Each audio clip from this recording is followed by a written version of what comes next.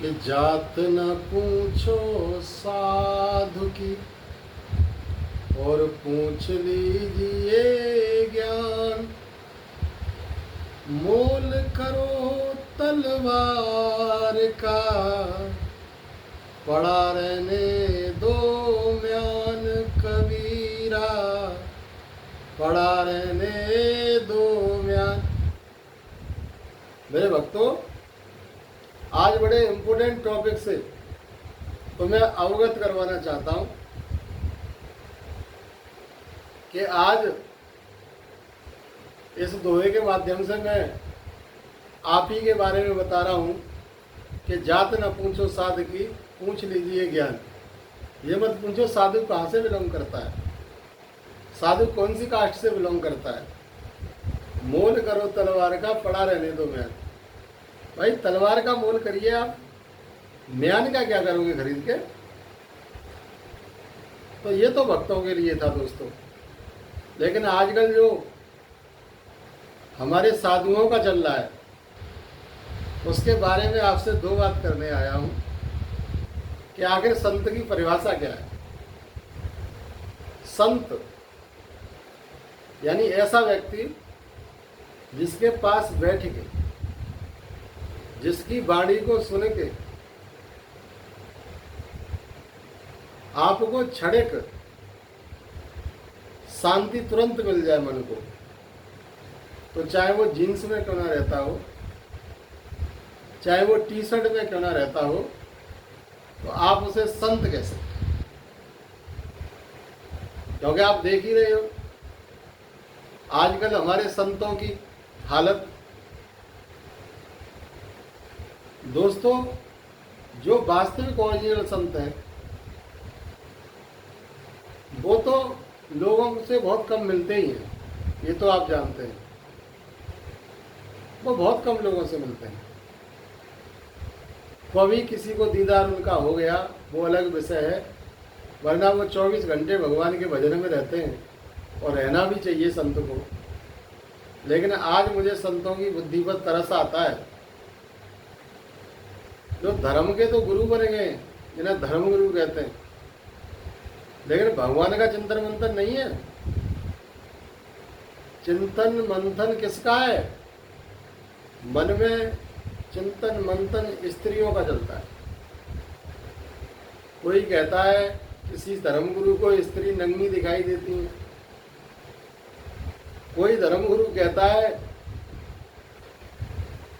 आपने लगातार बयान 1-2 हफ्ते से आप सुन रहे हैं धर्मगुरुओं के,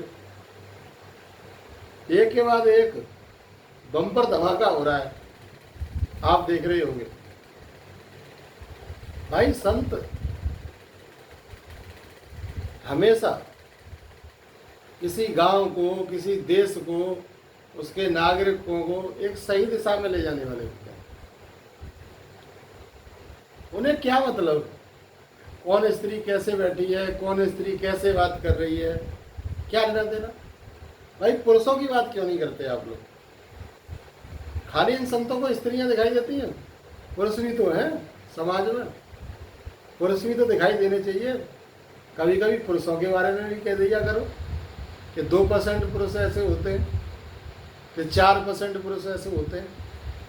और देखो, मैंने आपको पिछले वीडियो में भी एक बार बताया था और मैं पुनः बता रहा हूँ कि जाकी रही भावना जैसी, प्रभु मूरत देखी तिन तैसी। आदमी की जैसी भावना होती है, संसार वैसा दिखाई देता है। हमेशा आप ये देखिए, कलयुग केवल नाम आधारा, सुमिर सुमिर नर उतरे पारा। कलयुग में तो केवल आप भगवान का सुमिरन कर लें, वही इनफ है, वही आपके लिए सब कुछ है। क्योंकि साफ साफ लिखा है, तुलसीदास बाबा ने साफ साफ लिख दिया है आपको। और इस समाज में अच्छे लोगों की संख्या आज भी ज़्यादा है। मैं फिर आपको बता रहा हूँ, देखो बुरा तो कोई व्यक्ति होता ही नहीं है, मैं बुरा किसी व्यक्ति को कहना चाहूँगा ही नहीं। व्यक्ति बुरा हो ही नहीं सकता, उसके थोड़े बहुत लक्षण बुरे हो सकते हैं। क्योंकि भगवान ने जब इस कृति को बनाया है उसमें सबसे सुंदर जन्म मनुष्य का माना गया है, तो मनुष्य कोई बुरा तो हो ही नहीं सकता किसी भी कीमत पर। ये आपका दृष्टिकोण है उसे देखने का कि आप कैसे देख रहे हैं। लेकिन ये आज भी मेरी रिटर्न गारंटी है कि अधिकतर पुरुष या स्त्री, आज भी 90% पुरुष या स्त्रियों के लक्षण सही हैं। तो कलयुग का प्रभाव हुआ ही कितना है, 5000 वर्ष बीते, थोड़ा सा प्रभाव कलयुग का हो गया है, तो मान लो किसी के विचार 10%, 5% दूषित हो गए होंगे। अब बताओ, धर्मगुरु कह रहे हैं कि 90%, जिस दिन 50-50 का भी मामला हो जाएगा ना दूषित होने का, कि 50% खराब और 50% अच्छे विचार वाले, उस दिन हमारी ये धरा ही नहीं रहेगी। ये धरा भार को सहन नहीं करेगी। और ऐसा तो जब होगा मेरे प्यारे भक्तों, जब इस कलयुग का 4 लाख वर्षों का समय बीत जाएगा। कम से कम 3 लाख तो पार हो जाएंगे। 4 लाख वर्ष के लिए कलयुग आया है, 5000 वर्ष हुई है, और हमारे धर्म के स्टेजों से ऐसा बोल देते हैं। वो भी किसके बारे में? जिससे वो स्वयं पैदा हुए। आप स्त्री के बारे में बयान देते हैं, बताइए भाई। स्त्री एक आपकी माता भी है, स्त्री आपकी बहन भी है, स्त्री आपकी बुआ भी है, स्त्री आपकी मौसी भी है। भाई स्त्रियों की बात कर रहे हैं आप। स्त्री कोई भी हो, पूजने योग्य। आप अपनी मानसिकता को सुधारिए। एसीओ में बैठ के, बादाम छुआरे खा खा के, अच्छी मेवा मिष्ठान खा खा के प्रभु का चिंतन तो हो नहीं रहा। कोई ओडी से चल रहा है, कोई ब्लैक स्कॉर्पियो से चल रहा है। संत है साहब, भगवान का चिंतन का तो समय ही नहीं है कि भगवान कहीं चिंतन कर रहे हैं। और हमारी देश की जनता को बड़ा धन्यवाद है कि जहाँ चमक दमक ज़्यादा देखी, जो जितनी महंगी गाड़ी से चले उतना बड़ा संत, जिसके पास जितने महंगे संसाधन और हवाई जहाज से चले और अच्छा संत, अपना प्राइवेट जेट हो तो और अच्छा संत है। उसके तो कहने ही क्या है, क्योंकि हमारी पब्लिक केवल दिखावे को पसंद करती है, जबकि रियलिटी तो कुछ और ही है। रियलिटी वाले संत तो आपसे क्यों मिलेंगे? उनके भजन में व्यवधान पैदा हो जाएगा। वो नहीं चाहेंगे कि आपको अपने 5 मिनट दें। जैसे मान लो लोग कहते हैं कि साहब ऊपर जाएंगे, स्वर्ग नरक की व्यवस्था है। आपसे मैं पूछना चाह रहा हूं, नासा ने प्लॉट काट दिए चंद्रमा पर। अरे कहीं स्वर्ग नरक की व्यवस्था नहीं है। और अगर आप ऐसे स्वर्ग नरक में लगे रहे तो भारत को तो प्लॉट मिलेंगे भी नहीं, तब तक तो बिक चुकी होगी पूरी व्यवस्था। इसलिए स्वर्ग नरक का तो पैमाना ये है कि अगर आपका परिवार अच्छा है, आप अपने माता पिता की रेस्पेक्ट कर रहे हो। देखो बड़े बूढ़े तो मैं साफ कहता हूँ, जिस बड़े बूढ़े से कभी औलाद ने अपशब्द ना बोले तो उस धरा पर वो बड़ा बूढ़ा स्वर्ग में है। वरना लाखों एग्जाम्पल है कि अपने बड़े बूढ़े को बच्चे पीट लेते हैं। बताइए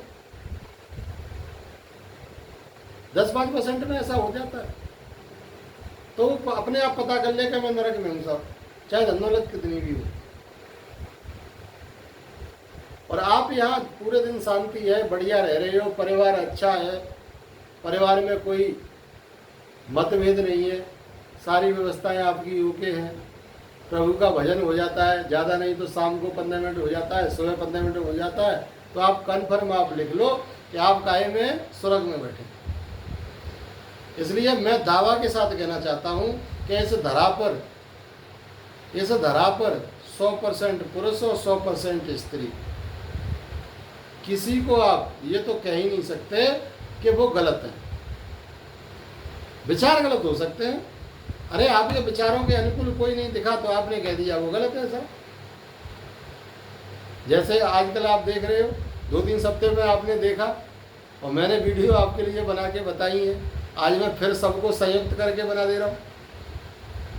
धर्मगुरु कह रहे हैं बताओ, और मैं 100 बार कहता हूँ यार स्त्री क्यों देख रहे हो, कभी कभी पुरुषों पर भी प्रकाश डालिए, पुरुष भी तो मन के अच्छे होते। तो साथियों मैं आपसे यही कहना चाहूँगा कि हमेशा आप अपने माँ बाप का रेस्पेक्ट करिए, माँ बाप को संत के रूप में देखिए, और कोई व्यक्ति, चाहे वो मेरे जैसा व्यक्ति हो, चाहे कोई आपकी रिश्तेदारी में ऐसा व्यक्ति हो जिसकी वाणी से आपको शांति मिलती हो, तो वो आपके जीवन में एक संत का कार्य कर रहा है। कभी मिलने चले आइए हमसे। आपके जीवन का कोई भी सवाल हो, कोई भी परेशानी हो, आइए, उसका उत्तर हम देंगे आपको। और सटीक उत्तर लगे तो आप कहना कि साहब ये सटीक आंसर है। क्योंकि अध्यात्मक जब तक साइंस से नहीं मिलेगा, जब से विज्ञान से नहीं मिलेगा, वो परिपूर्ण नहीं हो सकता। विज्ञान भी जरूरी है। तो मैंने एक वीडियो में आपको बताया, जहाँ से भक्ति शुरू होती है वहाँ हमारी विज्ञान खत्म हो जाती है, और जहाँ विज्ञान खत्म होती है वहाँ से भक्ति शुरू हो जाती है। भाई सीधी सीधी बात है, विज्ञान का और भक्ति का अनोखा संगम है। बताइए कैसी कैसी बयानबाजी है कि सब 4% महिला सही है। बताइए, कमाल हो गया यार। 4% महिला, 100 में से 4। पृथ्वी पे प्रलय आ गई होती और पृथ्वी नष्ट हो गई होती कब की। आप ये कहो कि केवल 4% या 2% या 1%, मैं तो देखो 100% सबको सही मानता हूँ। सब सही है, अपने अपने विचार हैं, अपने अपनी लाइफ जीने की स्टाइल है लोगों की। अरे 1947 में देश आज़ाद हो गया है यार। लोगों की अपनी अपनी खुली मानसिकता है। कोई खुली मानसिकता से जीता है, कोई लोक लज्जा के साथ जीता है। आप ऐसे कैसे कह सकते हैं? ऐसे कैसे ब्लेम आप लगा सकते हैं? आपको अधिकार दिया किसी, और वो भी पब्लिकली आप कह सकते हैं? तो आप ये कन्फर्म हो जाइए कि लोग बहुत अच्छे हैं। और हमारा देश, भाई भारत को भारत माता कहा जाता है। कभी इंग्लैंड माता कहा गया, कभी अमेरिका माता कहा गया। ये तो विदेशी थोड़े से कल्चर आ गए हैं, वरना हमारे भारत की स्त्रियां तो ऐसी हैं, पति के लिए चिता पे जल गई हो, और आप उन्हें चैलेंज कर रहे हैं। उनको तो हाथ जोड़ के कोटि कोटि आप लोगों को प्रणाम करना चाहिए, अगर थोड़ी भी सद्बुद्धि आप में हो तो। स्पेशली मैं धर्मगुरुओं से कहना चाहूँगा कि भगवान ने इतना अच्छा पद पे आपको विराजमान कर दिया, और आपने पद प्रतिष्ठा इतनी पाली, अपनी छवि को धूमिल मत कीजिए। अरे कम से कम यार एक सामान्य आदमी नहीं देगा ऐसा बयान, तो आप लोग ऐसा बयान दे जाते हैं। मुझे तो बड़ी बुद्धि पे आपकी पे तरस आता है। लाओ मुझसे आप पूरे 24 घंटे बुलवाओ, ऐसा बयान कभी नहीं दूंगा। अरे कम से कम विवेक तो है आपका, बुद्धि तो है, उससे सोच के बोलिए यार। आप ऐसे बोल जाते हैं, बताओ कितनी ठेस पहुंचती होगी किसी को।